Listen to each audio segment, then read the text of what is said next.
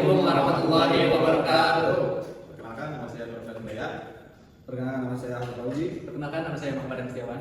Kami akan kembali menjelaskan tentang pendapatan nasional dari kelompok 8. Perhitungan pendapatan nasional. Pendapatan produksi rumusnya adalah Y sama dengan sigma atau nilai tambahan.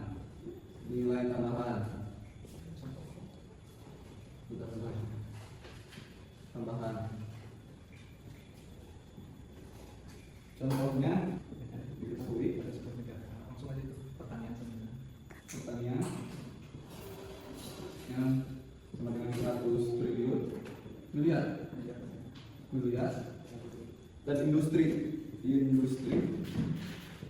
sama dengan 250 triliun miliar dan pendapatan jasa pada sebuah negara sama dengan 150 miliar. Ditanyakan jumlah pendapatan nasional berdasarkan pendekatan produksi. Jadi Y sama dengan 100 miliar ditambah industri 250 miliar dan ditambah jasa 150 miliar. Jadi Y sama dengan 500 miliar. Jadi pendapatan nasional tersebut berdasarkan pendekatan produksi negara adalah 500 miliar. Lanjut, saya akan menjelaskan tentang pendapatan. Soalnya sebuah negara memiliki data pendapatan faktor produksi sebagai berikut.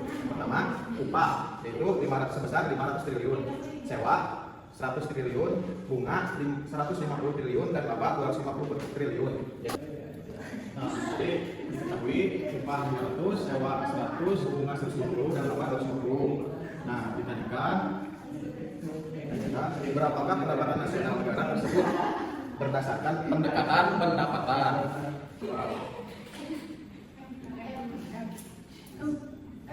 Jadi jawabannya itu Y sama dengan jumlah semua sektor yang dihuni.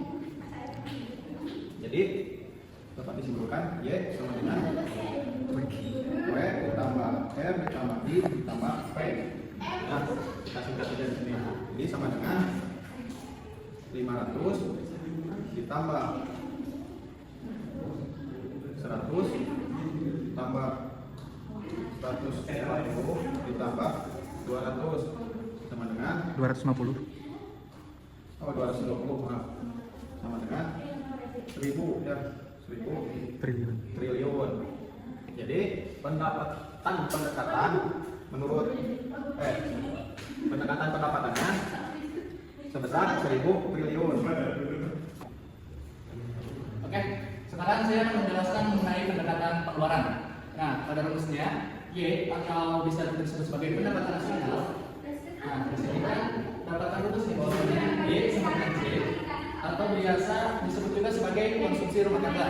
Lalu ditambah I atau investasi ditambah dengan G atau pengeluaran pemerintah ditambah dengan X dikurangi dengan M atau ekspor dikurangi dengan impor.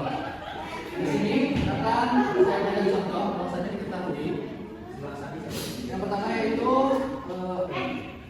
konsumsi rumah tangga diketahui bahwasanya didapatkan 800 triliun. Lalu investasinya sebesar 200 triliun.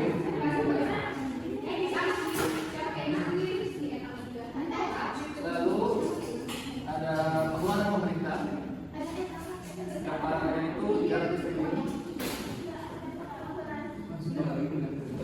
Lalu ekspornya itu sebesar 150 triliun.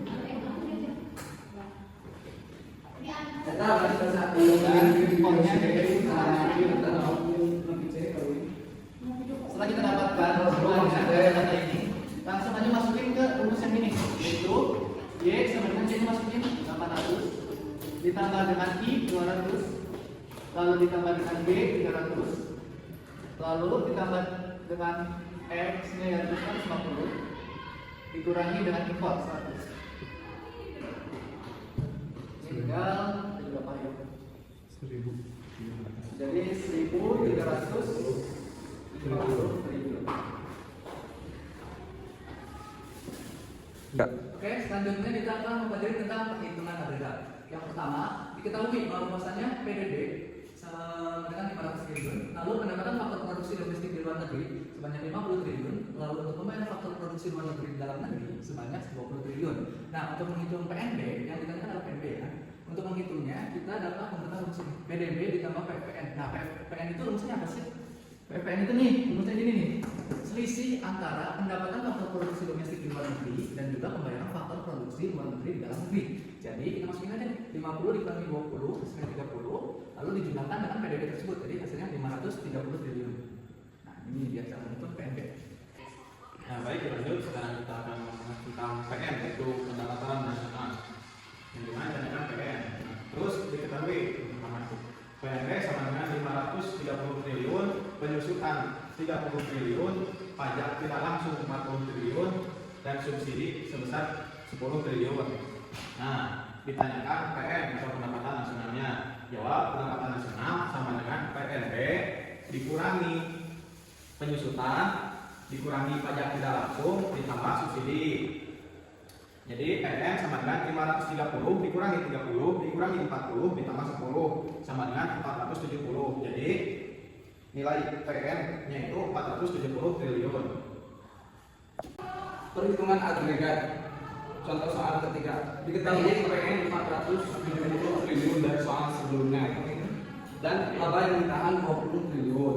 Pembayaran asuransi sosial sebesar 30 triliun, pendapatan bunga personal dan pemerintah dan konsumen 15 triliun, penerimaan bukan balas jasa 5 triliun, pajak pendapatan personal sama dengan 50 triliun.